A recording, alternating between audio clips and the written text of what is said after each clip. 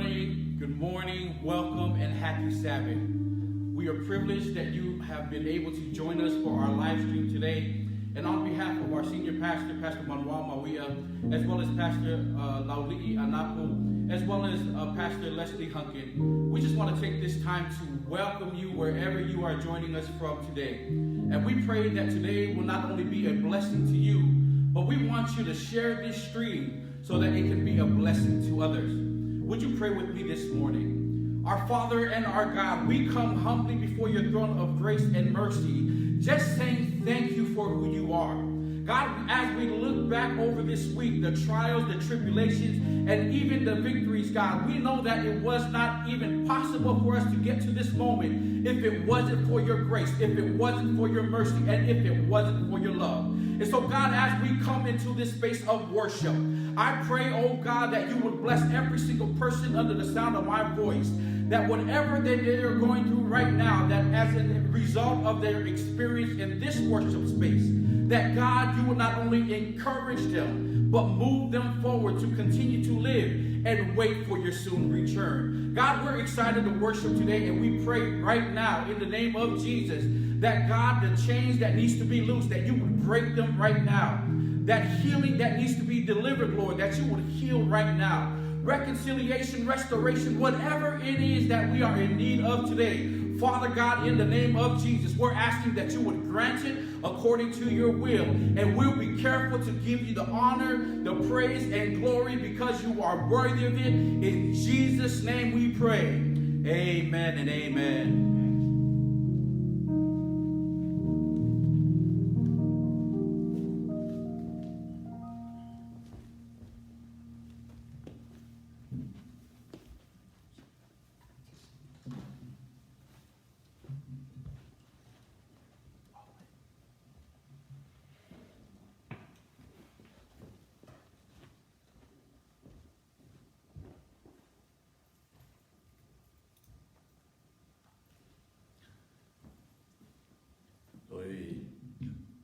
Fatu ile au fio e o whai o na whafonga mai tātou proklama masani I asu tonai te tasi. Sa iei el pese se mātou lotu I senu se te ruai o le technical problem leo ua whale tonu tātou sini leo mafuai o na le whalolongo I tātou pese lea whatoa. A whai o e matawina I a tātou tā upu o mawai. O re teimi nei le awalawa tātou te mantunatu ma tātou wāwaai a tili I le whiau o angelu e totolu. O mai a pei lawa loutou silofia I le whiau o le angelu muamua. O le vai aso lea sa tātou talanoinai I le whiau o le angelu e lua I le vaenga e lua. A o le so o le whiau o le angelu lona lua I le vaenga e tolu. A whai e te matawina sa ta watu I a te utou I le tātou rua I wasenga o le mata upulawa lea po le whiau angelu lona lua lea whapea mai ua pa u paperenia lea ai te le a wā wana whainu no uma I le waina o le toa sā o lana whaitaanga. Sa tātou wāwa ai mua I vaenga mua o le whiau nei angelu, ma tātou matawinai mai loa ia le mea tonu e whaasino iai ia le whawhine talitane. Lona lua o le vai asa o te asa o whaamatala toa I a te utou ia le vaenga lona lua o le waina a paperonia. Sa tātou ilo le leilawa o le waina a paperonia o lo I tutonu o le ipu wha ofu aulo a le whawhine taritane o lo I a teia le ipu aulo lo tumu I maumea I inusia. Lona winga o le waina le nā paperonia lea ua lai o nā le lalolangi a toa uma. Peitai o te manatu e whaamanatu pe I a te utou a o le whiau o tātou I le taeao nei o le vaenga lea lona tolu o le whiau a ngeru lea lona lua ua pa u paperonia. Lea a wha au tū le teimi nei o le o le leanga o le whaitaanga Papelonia, filthy fornication of Babylon. A whai e te mātauina peano, ta watu i a te utou, e lem whaina tātou malamalama, i upu whawhatusa o i te tono tuspa ia, se i wāgana o tātou o e tilo, sa o ta watu i a te utou, o le tele o mele o i te tono le tusi o whalinga, o lo tā ua mai o na whawhatusa i tono le tusi o tānielu, mai sa o ta watu i a te utou, e te tau o tātou māmalama i mea upu whawhatusa po symbols lea na a mata mai le tusi o tānielu, a o lea la a whaamāmalama atili o i le tusi o whalinga, e peila o sa whataita inga whapenei. O le tonu o le tusi pa ia, o lo tā uai, o le whawhine, lo na winga o le ekalesia, e whaamaunia le lua kolenito mta o kusutasi wai lua, a taulu manu fe ai, o lo na winga o tupu mamalo, o lo tā ua le tusi o tānielu mta o fitu, pai upa sulfitu e o le lufu wha. Le ngata i dea o le sami po o vai e tele, o lo tā o mai o le whaalingam tā o sulfitu whai busu lima, o vai e tele ian ti e lu fine teritane, o nuuna o motu o tangata e tō tele. A tau foi lale tā rako pen tātou loa. O le upu wāro anga o le tā rako, e tā o sātani ia po le ngata tuai, e wha maonia foi nā i le tusu whaalingam tā o sumalua, a olona foi upaiva. O le asola le la tātou wawai ai, o le leanga o le whaitaanga a Papelonia. Sauta waki a te utau o le mele o le whaitaanga, lona winga e le tasi sauta. A lona winga e whailautai I, whailautai o, whailautai. So se mea teri ai, e whaita lona winga o le mena e tau o le whaitaanga. Lau whaktalatu, lau whaita watu I a te utau, e le whaalinga mta o sumle fitu, alon whai mua, ma le whai pelua. Ua sau fo I le tasi, o le angelu o tō fitu, o ie ipo e fitu, ua tau tala mai a tau, ua whapea mai a tau. Sauia, o te whai loa I a te oe, le whaasalaina o le fine taritane sili, o lo tie I vai e tele. Ea? Whai mai ia talinga Yesu ia Ione, sau so whaasino whai loa ia te oe, ia le whaasalaina o le whawhine taritane le ti e lunga o vai e tele. O le whai upo e lua whai mai, ua whaitaanga mai ia o tupu laulangi, ua o nā fo I oe o nofo I laulangi, I le waina o lana whaitaanga. Te mana pe e whai loa tu pea, o le mata upu le sfulma le valu, a o lona whai mua ma le tolu, e o le tolu whapea, ua ma vai mea, ona o loa tu leo le a ngelu, a luifu I le langi, ua ia te ere pule sili, ua malama lama fo I le lalolangi, I lona pupula, whafonga u tolu whai pelua, ua matua alanga fo I ma le leo tele, ua whapeatu, ua pa u, Papelonia le ai tele, wa a vea foi o ia ma me nofo ai te moni, ma me pui ai a nganga leanga. O le mea foi e pui ai manu le umba, leanga ma le inosia. Te manata wati a te utau soim tō whawhine, e le ngata o lo tā ua mai tono le wha lingam tā ua suma le wha, a lona whai upe valu le pa ua Papelonia, a o I foi le tā upe valu, ta upe sulvalu le tu se whaalinga, a o lona whai upe lua len whai tawati a te utou, o lo toe ta ua mai foi, I le pa ua Papelonia le ai tele. Whai upe tolu ta upe sulvalu whai mai, a wā o whaainunu uma, I le uweina o lona o lana whai taanga. Ua whai taanga foi maia o tupu laulangi, ia whafo mai lau tau. O le mafuanga na leo whaao ngai nei, I le tailo nei, o le whaitaanga Papelonia aisa, a wā o whaitaanga whaatasi maia, ia tupu o le laulangi, ia whafo mai la auto I le wala au lea, ua o whaalongo fo I le tasi leo mai le langi, whapea mai lo nu oe, ia auto o ese mai a te ia,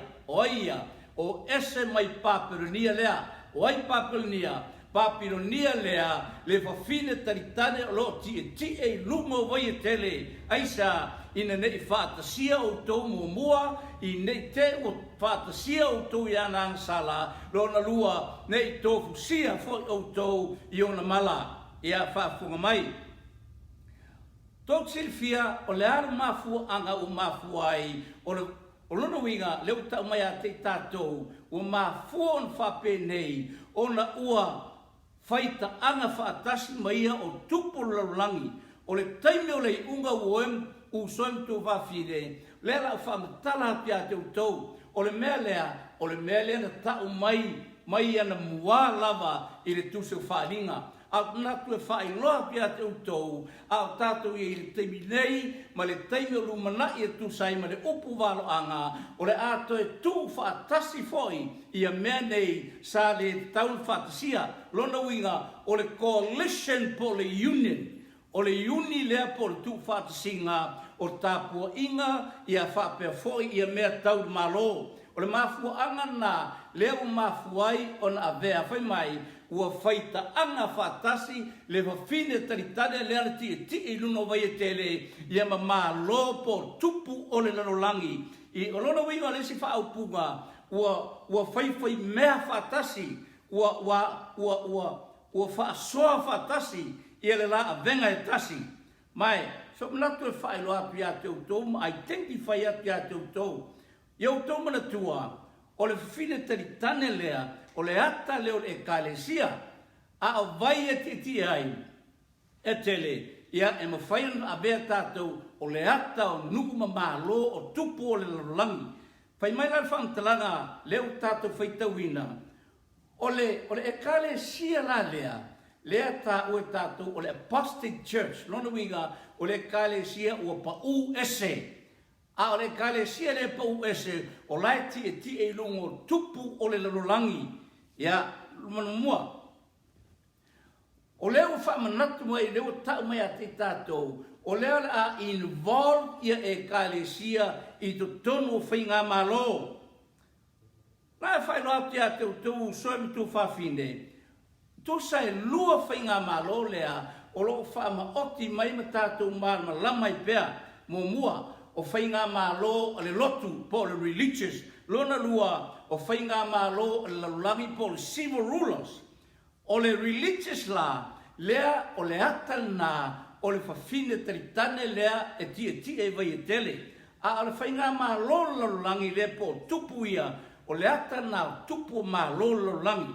Ia, o la au whaitau i natu ia te utou, a whai e te mata wina sa au si et fo ia te utou, i le tasi e tātou launga, le tusio mātei o tāu koe lua sfuma lua, a lona whai o koe sfuma lima, e o le whai po lusu tasi whafo mai. O au tau mana tua, whai mai, a au tau pule i an au whalaseio, la tau te whaia se me mai leia i Jesu.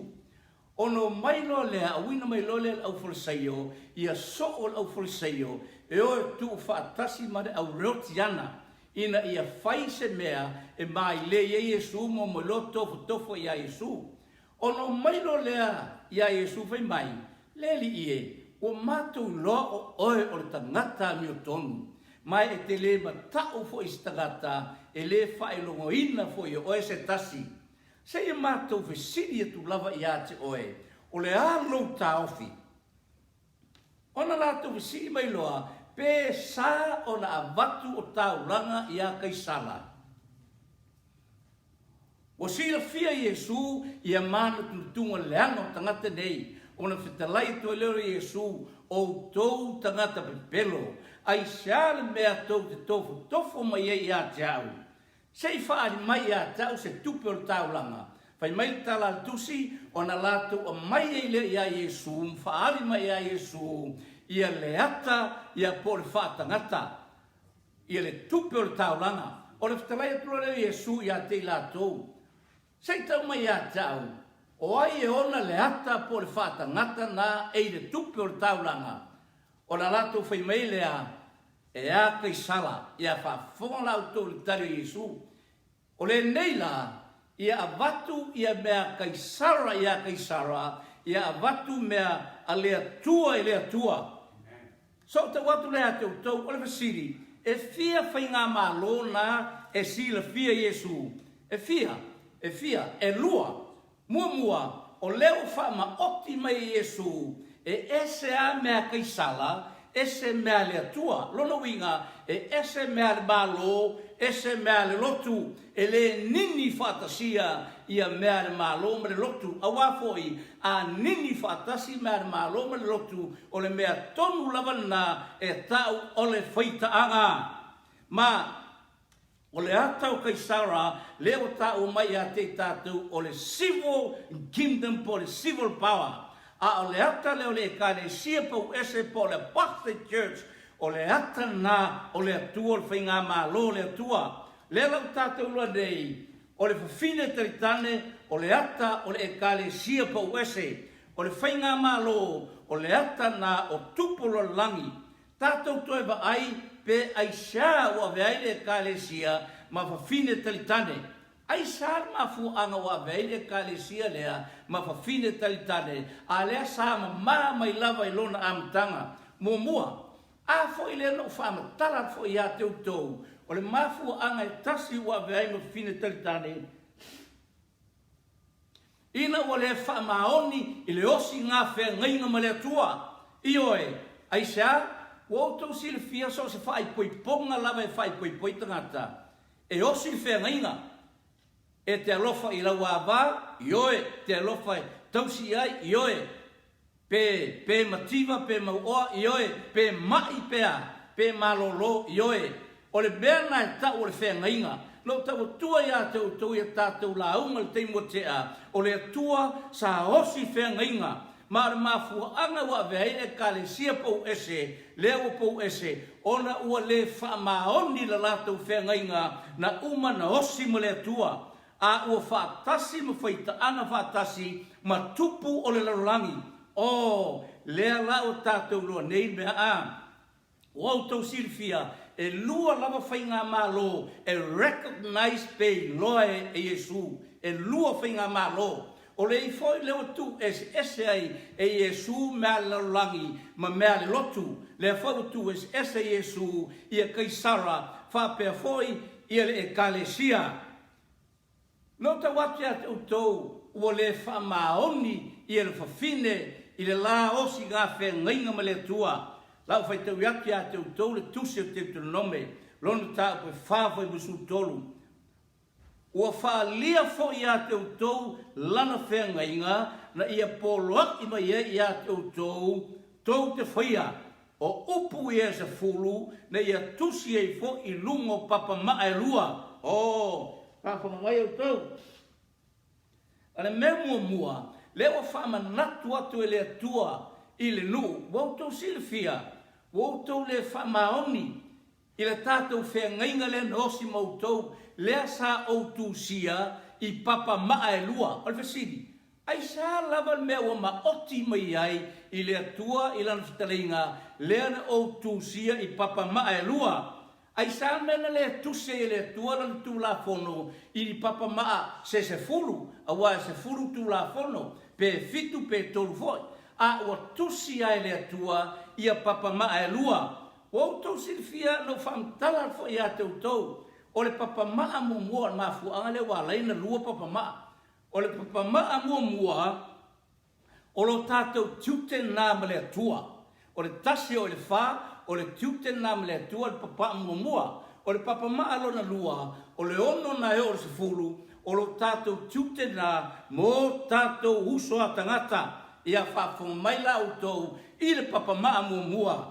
Te ton nome mta po ono le fai po fama le liba fai mai i sara e lue ia fa longo maia fa longo mai Israelu o Iova lo tatou tua ia o Iova e to tasi le maia fa fo mai yo to alo fatu ia Iova lo tua ma lo nganga atoa ma lo manatu atoa ma lo malosi atoa o to fa fo mai la ole porkalama la le atua i papa mua lea, o lo tiute na o oe i le atua, e te alofa i le atua, tausi le tasi o le wha. A o le ono le na muri o le winga le papa maa na lo na lua. Ma fuanga na lea na faa lua i le atu papa maa. E le faa se fu lua i le atu ni papa maa. Na le lua papa maa la mai le atua. O le papa maa lo na lua. O le tiute na tātou so e mao tātou uso a tangata. O lo tā uma i tuse le vitikom tā usuluiva. Lo na fai usuluvalu. Aua e te tau i masui. Aua fo il fa moe la wita i tangata o lo nu. A e te alo fatu le lua tutua oi i a pei o e lava i ata oe. O le papa maa lo na lua na o lo tiutel na oe Malaysia uso a tangata. I ala usiri atu la e a te utou. E fia polo inga siri o lo i le whenga inga tuai. E fia. Tasia. Wau tau sirifia, le tau mai, i e lo fatu i le ri lo tua. E fia polo inga siri, i a lona lua, i e lo fatu i le lua tua oi. O le fea papa maa, e lo ai le lofa o le tua, papa maa mua. A o le fea papa maa, e lo ai lo lofa i lo tua oi, o le papa maa lona lua. I a whaafunga lau tau. Tau sirifia le upol tu se maa teion tau burusu lua. A lona fai upo tosul fa se yo il fast food. O tomana tua le awa o len sau pisiri a Yesu. Fai mai le awa o le fea polo inga e tu la fono de Yesiri. O polo inga ne Yesiri. O le tari Yesu e te lo fatu le li lo tua, ma lo loto atoa, ma lo wanganga atoa, ma lo manatu atoa, o le polo inga mua le nama le siri. A e alu la te whaita wina, o le mea lava le tasi leo toi au mai foi, e Yesu vai mai, e te alofa i le atua, ma lo wanganga atoa, o le polo inga mua nama le siri. A e ala le whai potoluiva vai mai, e wha pea foi lona lua, e te alofatu le lua tua oi, e pei o e lava iat oi, o nā polo inga e lua, ua au tū waire tū la fono ato uma. Oh, that's the basic and foundations of the law. Whai mai, tū la fono la nai lua, o le au tū na, tau si fia, o soe tu whawhine, o lewa tau mai a te tātou. Tātou toe vava ai lai tū la fono nei, pe tātou toe vava ai papa maa nei. E iai se aia, o le visiri la, e iai se aia u soe tu whawhine, e whaasala i na mālolo vaianga lona lua papa maa. E iai se aia, ale mālo i papa maa i lona lua, i papa maa lona lua. O le tali i oe, e iai pisi nisi ala mālo, e iai au ala mālo i papa maa lona lua. Aisa, i ala ta watu ya te utou. E iai lea iai whaasala ai, ta ngata pe anga oi. Awa al papa maa lona lua, o lai ai, au e te ngoi, au e te moni mau pelo, au e whaseo tangata, i e awa lau te mama lau tina, au e awa e wha aleu nei aso lea, o lo wola, lona lua, au e te muri lua, au e te mana fua i la vale lua tua oi, pole o loa le lua tua oi, e ala o siriatu lea te utou, e iei se a ia, ale maa lo, e wha salai, ia papa maa nei lua. O le tali i oe, a whai e te ngoi, e wha sala le malo, a whai e te pepelo, e wha sala le malo, a whai e te murilua, e wha sala le malo, a whai e te fusia lo te mama lo tina, e wha sala le malo. Wau tau siri fiala, e iai lea ia te tau ale malo i le papa maa lona lua. The second table of stone. So, the civil government has a right to punish the people who are breaking the second tablet of stone. Lolo winga, le ye mele tam fai fa ma lama tia tu ya ole silaf siri. E ia sa ya le malo e fa malo si ai le papa ma mua tu la pono. Toi fa forma de siri. E iai la se a ia le malo, e wha malo si ai, i le papa maa mua. O le tali, no way. E le ai. The civil government, the civil law, had nothing to do with the first tablet of stone. Okay, let me tell you, le la fam talapia te utou.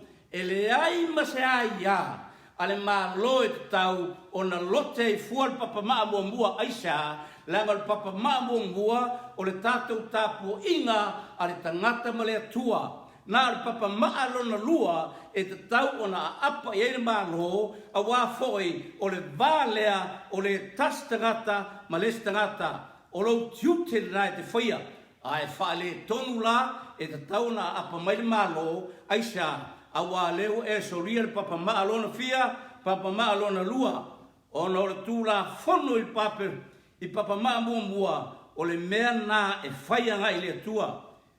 Wau tau sirifia o morianga malavo Yesu, lau whamtalate a te utou, e le i whaatasi na moria Yesu, i se solia o le papa maa lona lua. Never once Jesus was accused because he broke the second tablet of stone. Never. E le i whaatasi lava o na moria Yesu whapea, wana solia i le papa maa lona lua. Jesus never accused of breaking the civil law, the second tablets of stone. O morianga malavo Yesu. All Jesus' accusations was because of the first tablet of stone. O morianga mo Yesu, na ala na mori Yesu, ona o le morianga i tapu inga i le vāma le atua. Ia le lala o maia ia te utou whātei te inga. A whai e te vāwa ai lau tuspa ia, o lo tu siere tu se mā rekom tau pue lua. Ma lona whai pue fitu, o tau sirfia. O tau sirfia le tala fo i lea i le supa. Le tangata mai lea na whata mai e au mai e wha malo lo Yesu. Lo mai watua le ofir mea, o na ta tala lola e lunga le pite o lunga, ai tutu o fo lalo i le mai supa. Ia wha fonga lau tau. O tau sirfia na sila fia le lei Yesu le whātua o i la tau ia na o mai na ma. O na whetalai aturare Yesu sole ua whaamalo ina o whaamangalo ina o nsala. Ia whaafonga la. O le ala le mea na tupu i tangata ia na e whai mai. Oi, ua upu le ala nei tangata i le atua. Aisha, a wā whai mai wana whaamangalo ina na sala. Woi, so se tangata whaamangalo ngā sala lava lea na te whaia le tiuteo le atua. O lona winga, leo tau mai a te tātou wa upu leanga i le atua. Whawha mai la, na mo lia Yesu, o le manatu la au whariseo ma le awari umaia le au whaitau langa. Ua whaia Yesu me leanga aisa. O Yesu o le tangata ai whape whiana na whaamangalo ina ia le mai suparea. Ia whawha mai la, na sila fia Yesu man tutunga leanga o tangata nei, o le ala le whatalei ngā Yesu nwhai ai. Wau tau sila fia le wau lo le lea tau manatu leanga. Whai mai lo le whatalei ngā Yesu, o le whea siri a te utou. O lo whai atu ia whaamangalo ina ngā sala le tangata mai, po lo whai atu a te utou, ia whaamalo lo le tangata mai nei, ma tūloa e ave lona moenga maru lona whale. Ai whai mai whatalei ngā Yesu, ai taluai ina ia outou loa.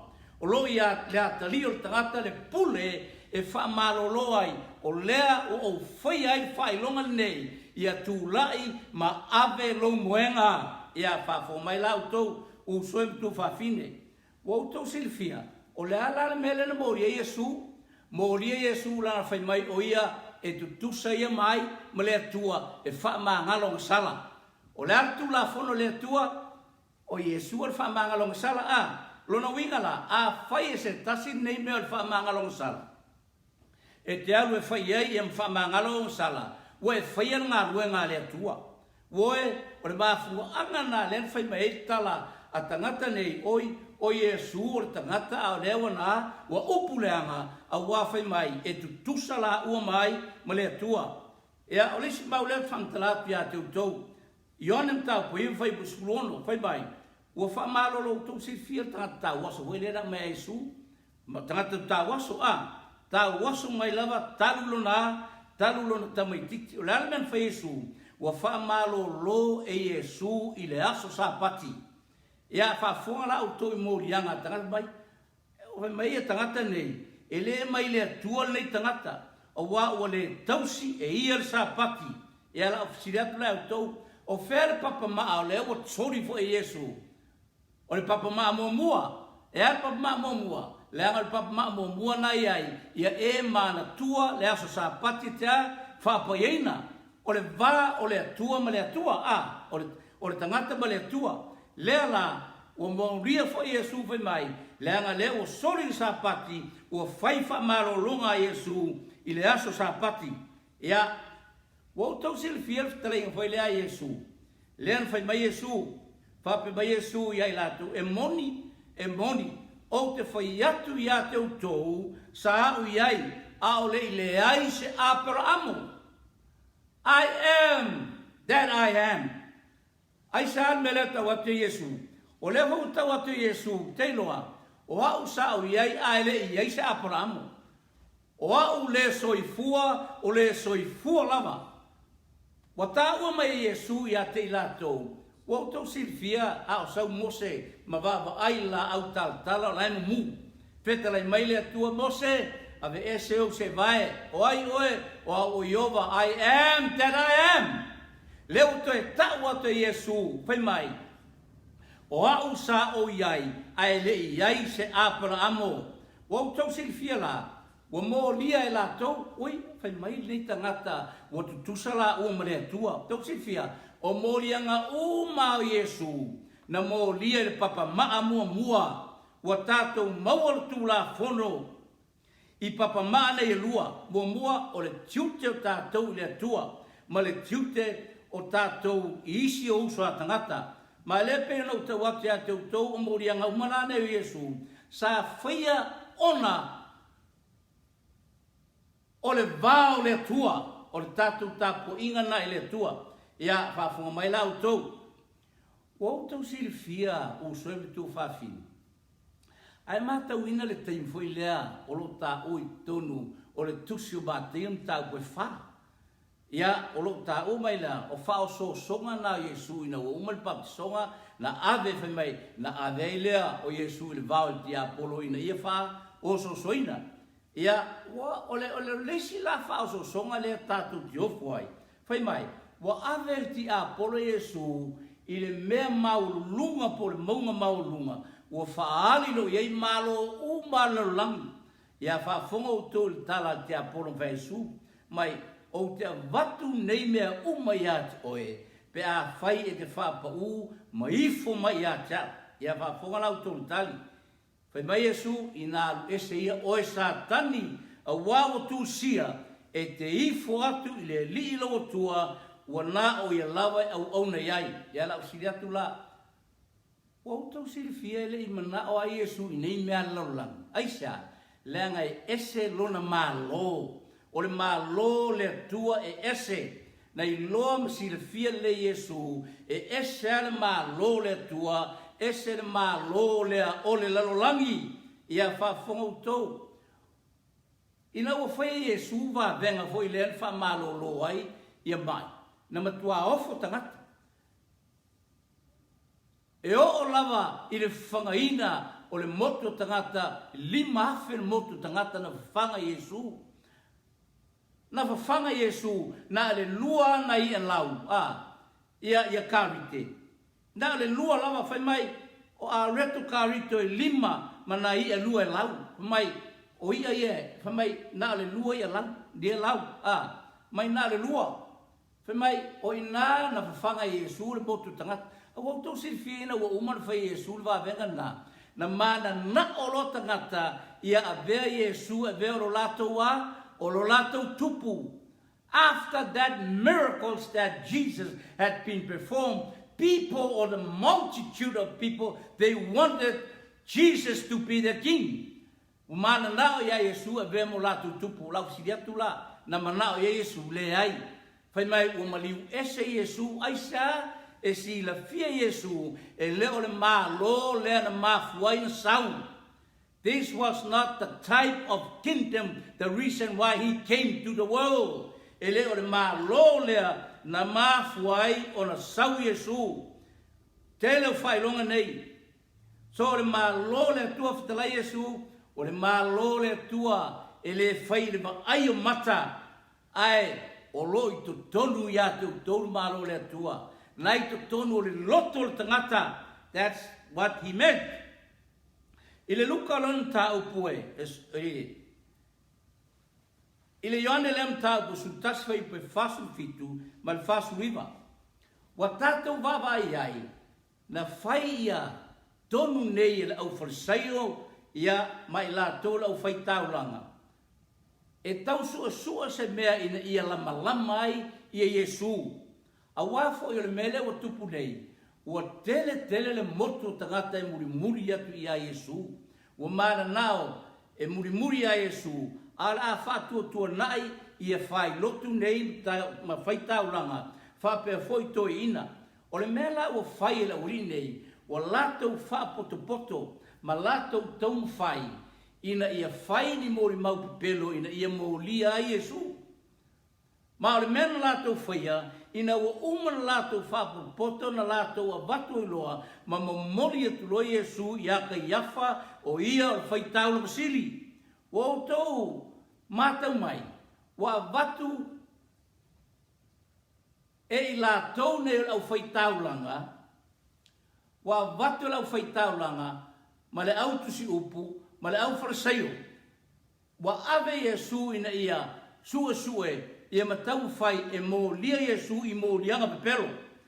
Whai mai whamtalanga ina ua tai atu e toi ina nei man whaaporutonga ia Yesu i lungo kai awhal whai taulo sili. Nā watu o tau whai sue ia ona whai lolo latu tonu. Ai whawhawau toi upuin whai kai awha tau sili fia. E le lei foi langa e tau ana hoti tangata e tō tasi ina ia sao ai tātou whai ngā malo. Lona winga, ina o whai mai kai awha i whamtalanga nā.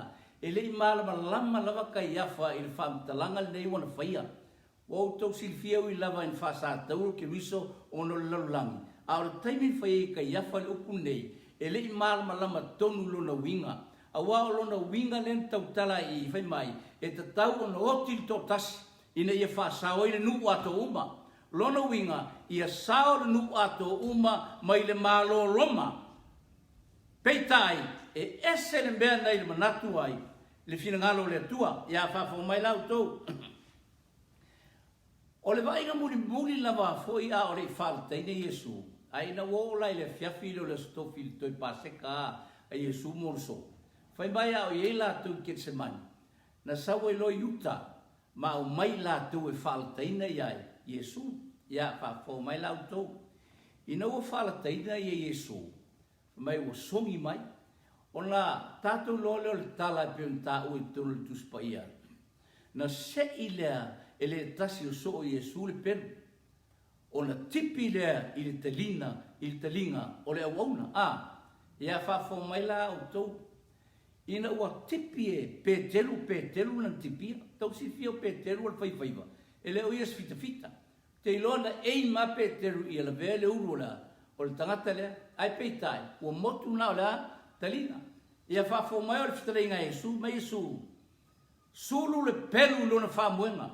O wa o le tango le pelu. E oti e la. E oti e le pelu. O le whaimai lona ia petelu. Ai longa e te loa e mawhai no whai atu mo o ta talo i long tama ina wina mai ia le ke ona e fia ina ia mawhai ona wha umatiai latu umane.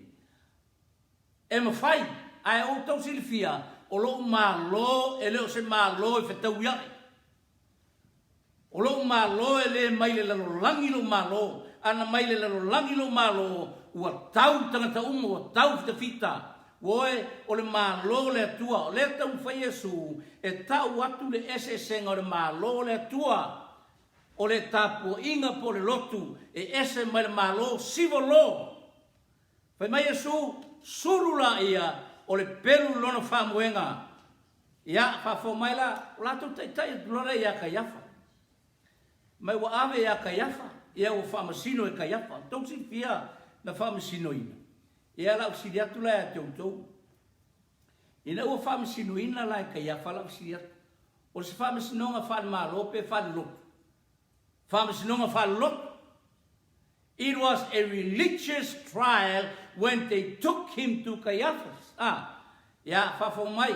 ina wa ave la ia Kaiafa wa Kaiafa o le faitau langa sili.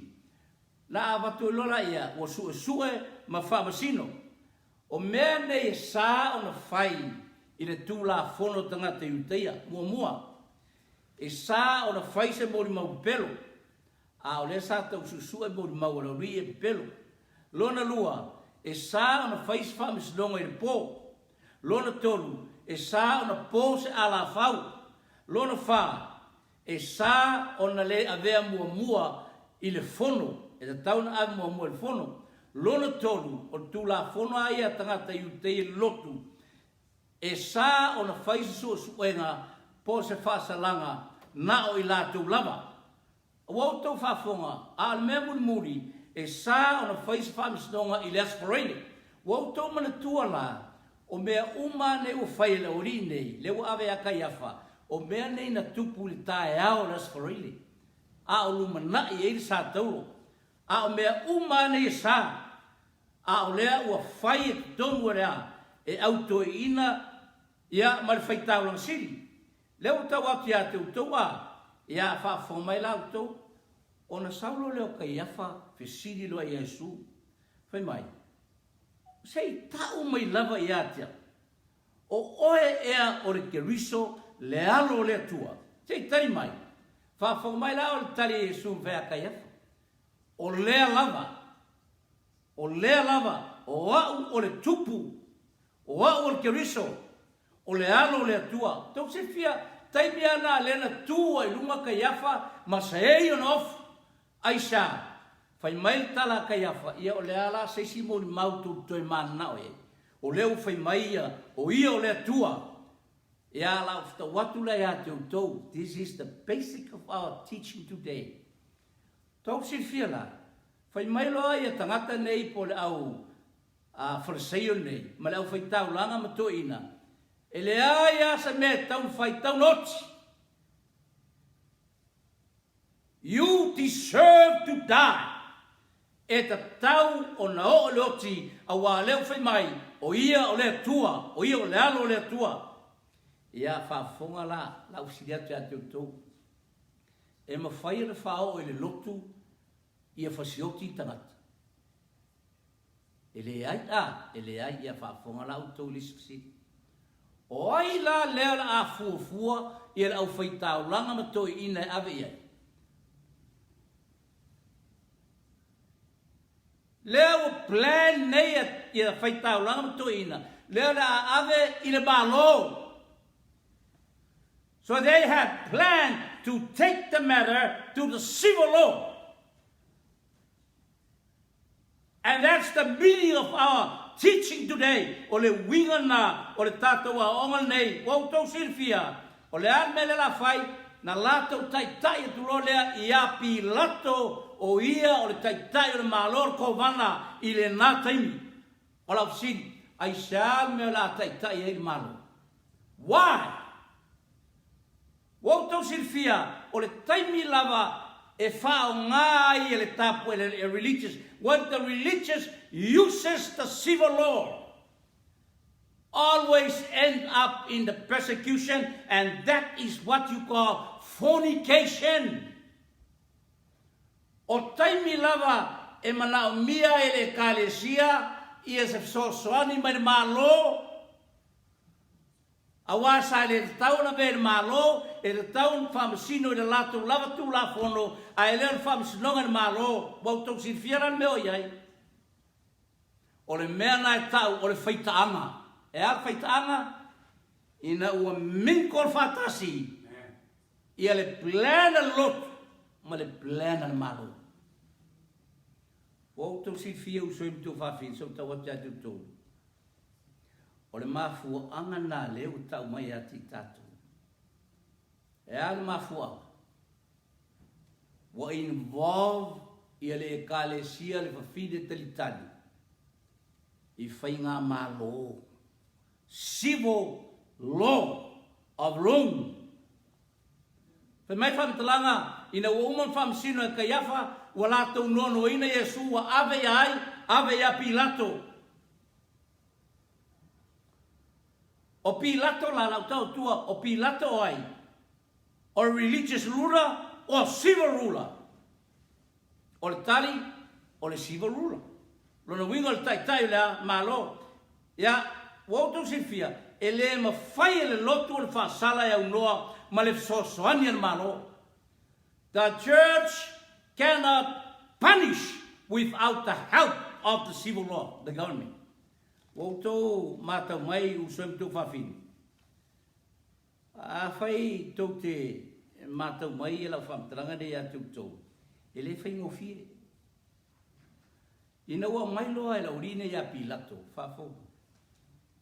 Wa mailoa e la tau ia Pilato, whai mailo Pilato. O le ana wautou o maia ia tia. O le ar mea wanga salaina i tangata ua mai ata. Ai whai mai le tari la tau, ana le se pango tā. Si? Ai whai tauina i le ionem tā usuriva, whai upurufuriva, tors furu, mal torsu tasi, whai mai. Pilato, wala na mato o maia ana le se pango tā. He is an evil doer. Ana le o ia se evil doer mau te le a maia ia te oe. A tok si fiala tala Pilato. A ela fai tal fai pe torsu tasu Pilato. Te noa, ave fa masino la o tou tu la fono. Take it to your own law. So, how me fear your lawyer e lawyer Pilato? E lua e tu la fono. E oa ia Pilato, la e lawyer Pilato. E esel tu la fono le lotu, esel tu la fono ale malo. So, Pilate recognize two kingdoms. E lo le lea Pilato, ma fuanga le fai mai Pilato, a e so termina le fai tau li yon tau sulvalu. Fai o pulu furiva le tau sul fai mai Pilato, o to e fama sino le tau tu la fono. A o tau si fia fai tau tasi, wa ala langa mai la ori e no atu mai. Ala ngai sa na mato fasio tias tanat, si? Mai sa, they knew they cannot kill somebody, they cannot persecute somebody unless the help from the government. You know, when the church uses the state to slay those who are not harmony with their teaching, that's fornication.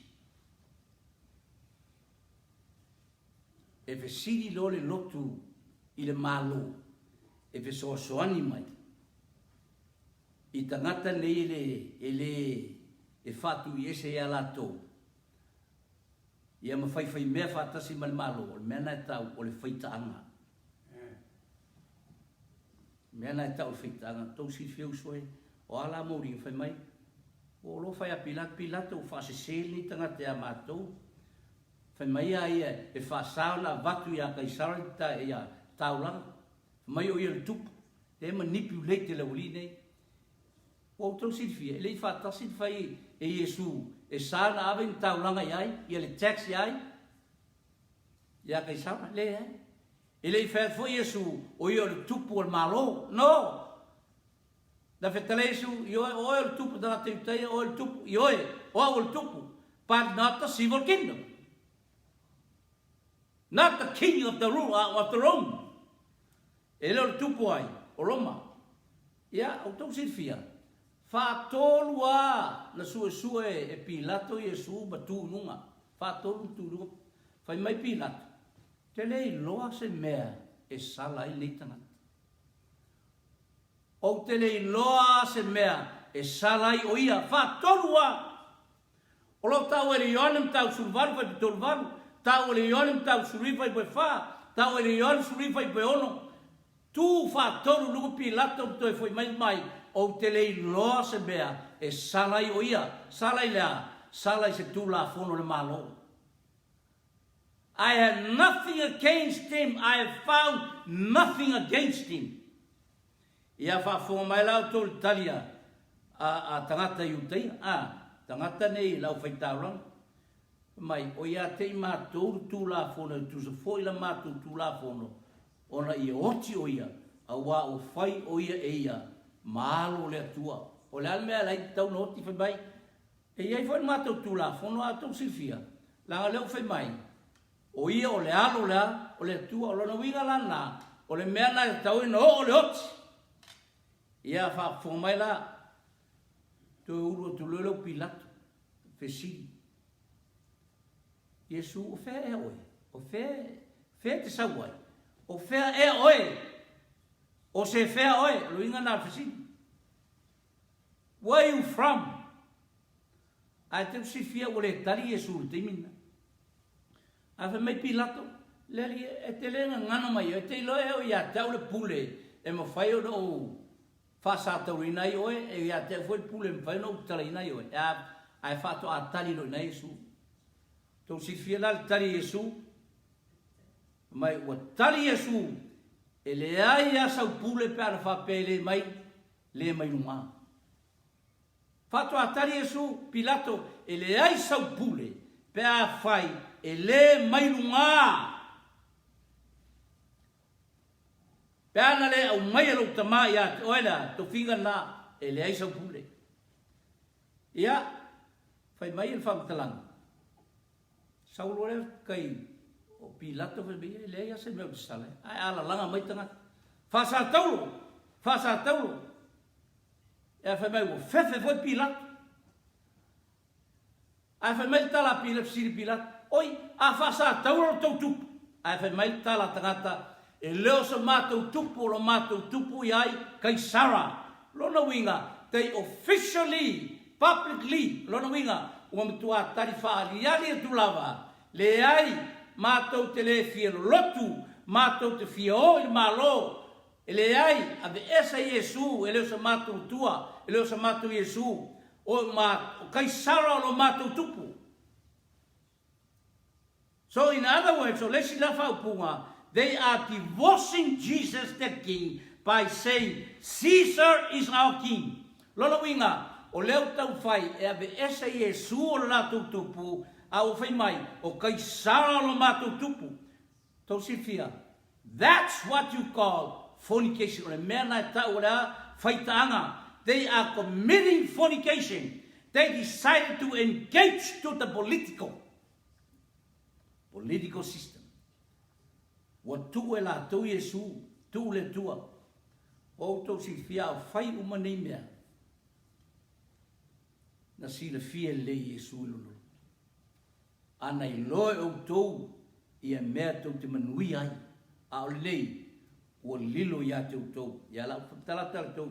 When the church abandoned its relationship with Jesus and its mission and tried to make the state do what Jesus should do, that fornication, it leads to the downfall of the church. E tau whai lolo lotu e batu ma lolo mea e whai e te tau na whai e Iesu. O le mea na e tau. O le whai tāna. Oe, te mna e tau wati atu tau whai u tātou proklama nei tai. E lua lawa peru lo tā ua I tono le tusu paia. O le peru lo tā ua le tusu e feso le tā poe e ono le vai pe fitu. Mai e ta watu pulo tau lo tana ma le pelu le ngana. O le pelu le ngana. Wa tātou lo uma o le fionga le tua. O le alme fai le fionga le tua. E la unga I au le tua. E tau toi au le tua. E fai loa toi le tua le langi. Le pen fai e tātou. Fai lo atu le au le tua. O le pelu na le tua. Le pelu fai mai e whamtaranga le tuso e pelu. E whātau ba ai o nei tū.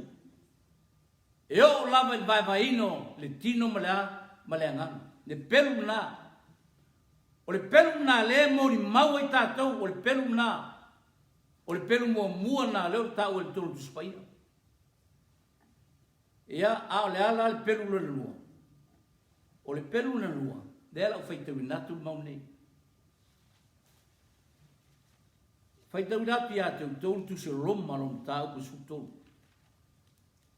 Lau ia teu tau te mātau mai whamal mola. Roma tau ko su mal tolu. Fai upu mua.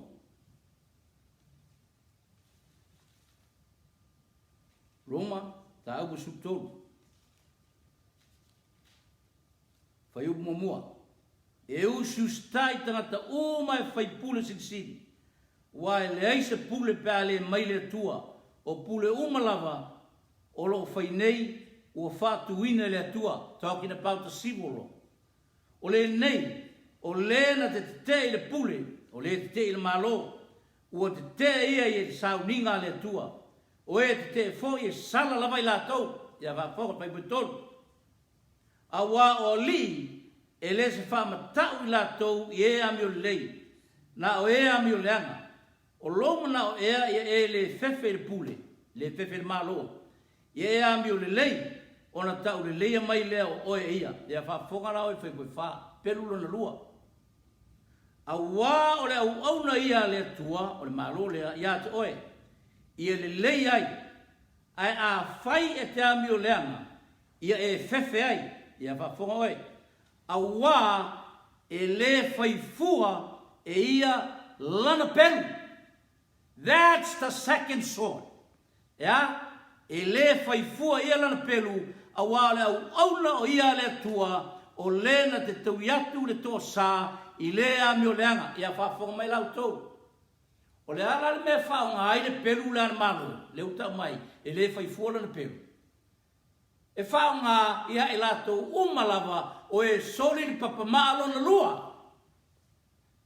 E le te tau ni whaonga aina, i le papamaa mua, a wā le papamaa mua, e ngata lava i le atua, o oe ma le atua, na o le papamaa lona lua, e o i le pelu lea, le ta o le pelu o le malo, lona winga e wha malo sia ai, i le tangata ami o leanga, tau si fia e whai tauina le loma subtolu, whai upe lima e o lava i lalo, e leo ta ua mai lava, ia aua le whai oe mai tua e se i uluma, e aua le whai tupu o ta, e leo ta o mai sapati, a e whai tau i ai, o mea umana lai papa maa lona lua, ia e alo fatu i le lua te tua oi, ia whafonga mai lau soe, o tau sirfia.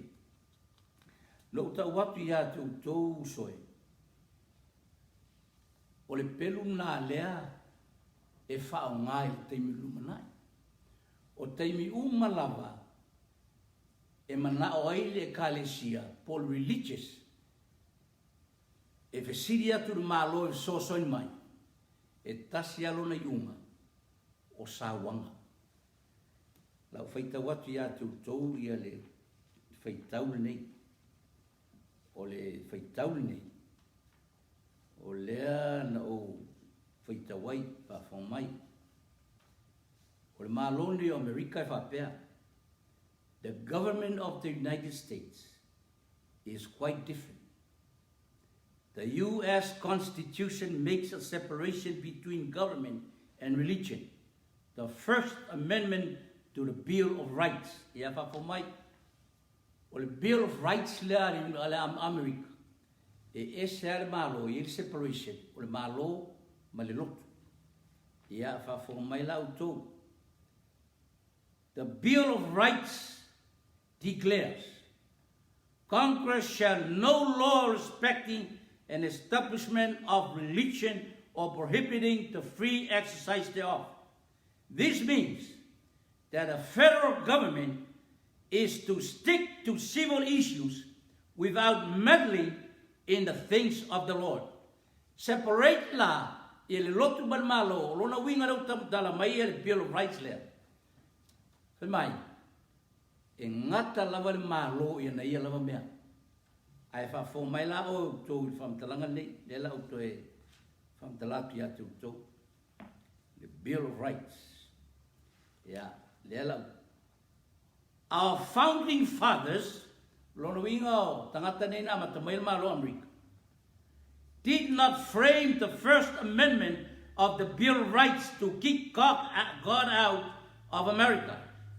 E ai, e leo le winga le whai Bill of Rights le whapea, ia be sei le tua, le separate le lotu malo, no. It was because they realized that whenever government unites with religion, the result is persecution. Olha me leu tamai, foi mai tala.